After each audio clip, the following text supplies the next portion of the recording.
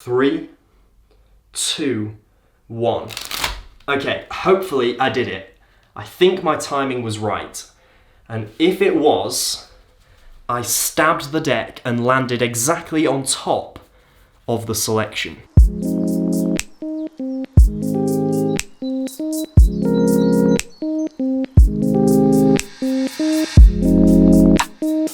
Alright, feels good to be here. I have been working on a lot of things for Patreon, so the past couple of weeks I haven't been too active on YouTube, but trust me, big things are coming, exciting things. But first, this package from the card in. I have no idea what is inside here. I've also got a big package here, which I think is a deck display shelf. Yeah, I've been sent this to review, so I'm gonna take a look at the packages first.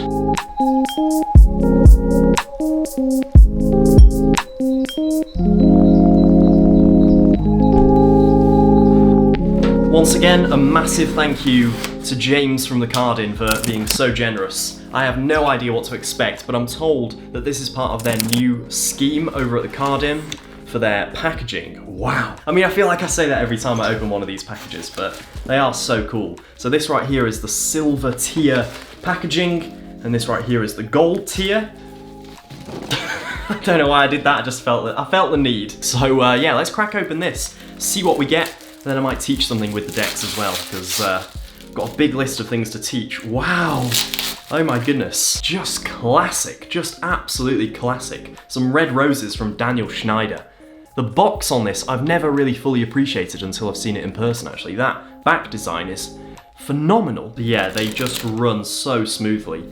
So these are the Jokers, or the ad cards. They're identical cards, brilliant, brilliant cards. They really feel like they've come from a casino. Again, those sort of rounded pips are fantastic. The court cards are very, very vibrant, and they seem to be based off real people. I'm not gonna go through every single card, but the gist of this deck is just such a classical casino feel. Duplicate 2 of diamonds, you also get a double backer, which is very, very nice. Yeah, this is a perfect Magician's deck. If you want a deck of cards as sort of your first fancy deck, something like the red roses you can't go wrong with. So there's a little business card here explaining how it all works. Orders 1 to 3 are the classic red packaging, which is really, really nice. Order 4, you get this lovely, lovely silver packaging, and then order 5, you get this, and then the cycle repeats. So that is a beautiful business card. I mean, the new card in logo, can we just take a moment to appreciate it? So good, so, so good. So the next deck in my silver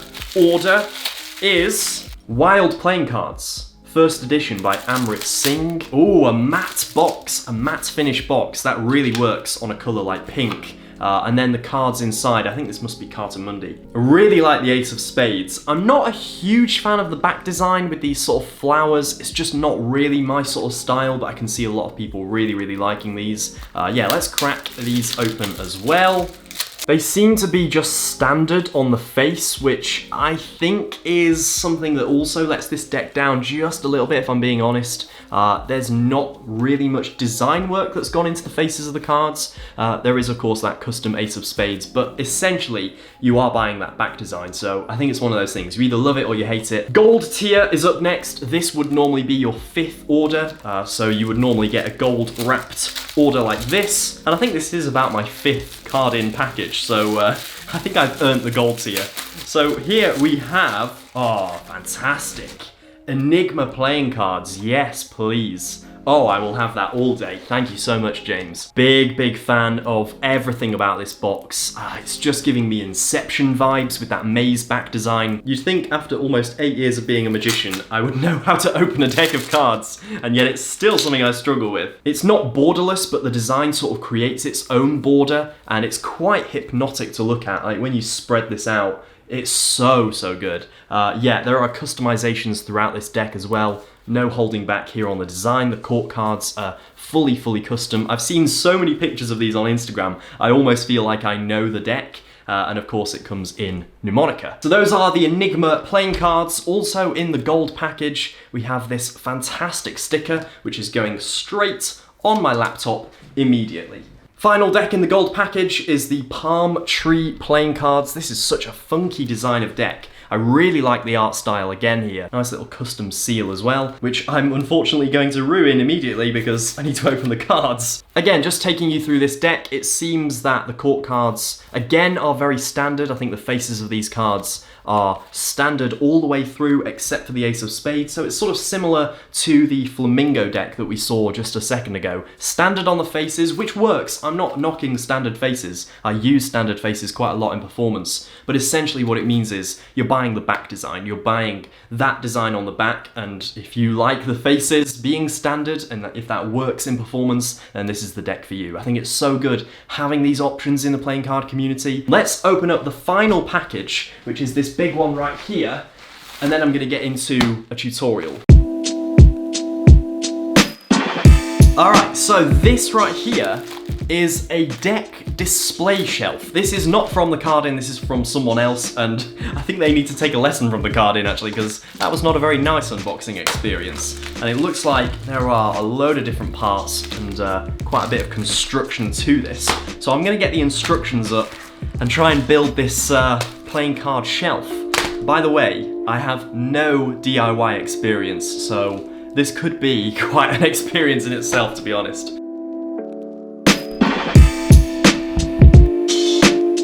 A bit nervous that this would need like screws and stuff, but this is really, really nice. So it essentially just snaps into place. These end pieces just snap onto the shelf.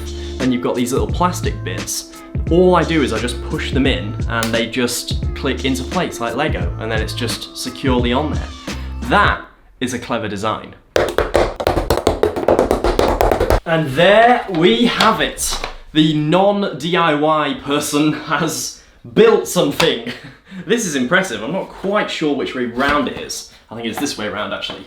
This is the display shelf. This is the large one, and we also have the small one. I quite like the small one. That's got quite a nice little minimal look to it. But if you want to have multiple decks on display in a nice sort of wooden cabinet almost, then this is really, really good. Quite easy to build as well. It took me about 10 minutes. I don't know why I'm looking over there, there isn't a clock, but I think it took me about 10 minutes. This is really, really nice. So I'm gonna leave a link to this down in the description. There's a Kickstarter, I think it's coming soon. I don't think it's started yet, but I'll leave a link to all the details on this shelf if you're interested. I give it a good 7 out of 10, but yeah, let's grab the cards from the card-in then and teach you something. Before we get into the tutorial, can we just appreciate how much stuff comes with the card-in unboxing experience? I've not been paid to promote them in any way. I will never do sponsored reviews, but I have been sent these products for free. But my god, the card-in, blown it away. Stickers, business cards, weird holographic thing, fantastic stuff. So, with all that being said, grab yourself a deck of cards. Okay, I have not performed this particular trick in quite a while, so apologies if it does go wrong. We're going to have a card selected, in this case the Ace of Clubs, lose it into the middle like so, and the spectator can even push it in at this point. Fantastic. Now what I'm going to do is just take the top card, which in this case is the 7 of Clubs, and what I'm going to do is use the 7 to find the selection. So, if I dribble the cards, I'm going to throw the 7 in and hopefully land on your chosen card. This all happens very, very quickly. Okay, watch. 3, 2, 1. Okay, hopefully I did it. I think my timing was right. And if it was, I stabbed the deck and landed exactly on top of the selection. And you can see, if I get to the face down card, it's right there. Underneath this card, I should have landed on top of the selection. The 9 of Clubs, that's not right. Hold on. Yeah, I'm not even close. It's not around it at all. See, that's the weird thing actually. This isn't a stunt, this is actually a magic trick. So the card I threw into the middle was actually the selection all along.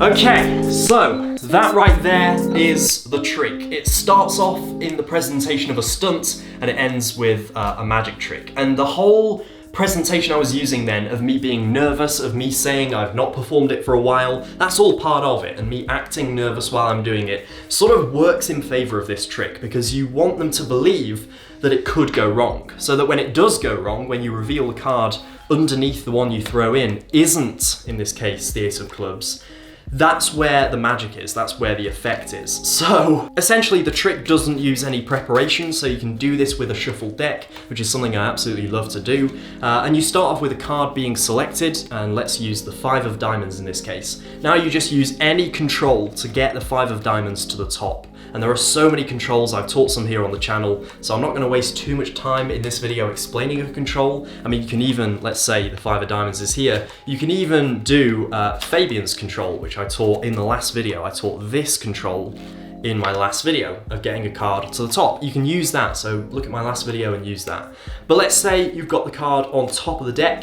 The presentation's what's going to sell this, not the cards. The cards aren't going to do the work, you are. You need to sell the fact that this is a stunt. So I start with a very, very simple double lift. I just show these 2 cards as one and I pretend this is the top card. I say the ace of clubs is going to help find the 5 of diamonds in this case. And then I just put 1 card down, which is the 5 of diamonds. I'm already done, the work is done. It's a simple control and a double lift, which is why it's such a simple trick, and I sort of tend not to teach tricks like this, even though they're super, super powerful. The rest is just presentation. You turn the deck face up, which is a mistake I've made in the past, and I've lost the card because I've thrown a face down card into a face down deck and lost the card. So the deck is face up. I then take the cards, I explain what I'm going to do. I say straight up, I'm going to throw this card in, it's going to land on top of your card. And then I take a moment, I do a countdown, I do whatever. I can even do a little bit of like bouncing, a little bit of nervous bouncing, like I'm gearing up for something. You want to act and feel like this is difficult for you, and that will really sell it. So then you do the thing, you just dribble, you throw the card in, doesn't matter where you throw it in, but you need to look like this is some sort of precise martial art thing. I can then square the deck up and I say, if I've done it right, your card should have landed on top of blah blah blah. I show that it's the wrong card. I can then spread like I'm looking for the card. I can spread both ways and as if like, oh, where is it? How close was I? And then I say, oh no, actually, because this wasn't a stunt. I'm a magician, whatever presentation you want to use. And your card was the one I threw in to begin with. And that's a nice little reverse of what they're expecting. No one ever expects this to be the card. Maybe you as a magician expect it, but spectators don't tend to see this coming. It's quite a nice little twist. And I love a trick with a plot twist. So there we have this video. Thank you so much for watching. I really hope you did enjoy it. And if you did, you know what to do. Click the thumbs up button down below. Subscribe if you're new and you've made it to this point of the video. I think you'll enjoy my channel. I talk about magic, I review magic, I teach magic, I perform it, anything magic related, basically. So if you like magic, hopefully you want to stick around and subscribe.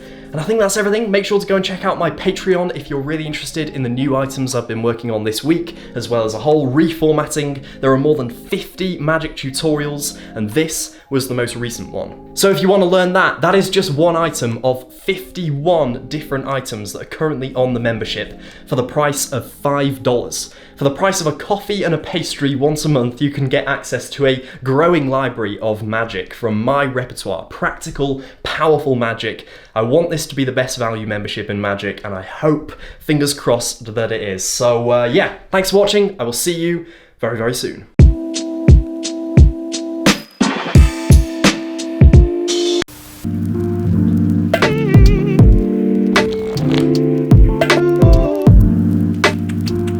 Hi guys, welcome back to the membership and another item right here on Patreon. Today I'm going to teach you a visual card pop-out move. The move that you just saw that looks a little bit like this. You riffle the deck, a card of your choice pops out, in this case the 6 of hearts. This is a super practical visual move, something that I think you're definitely going to perform, and it's really, really simple.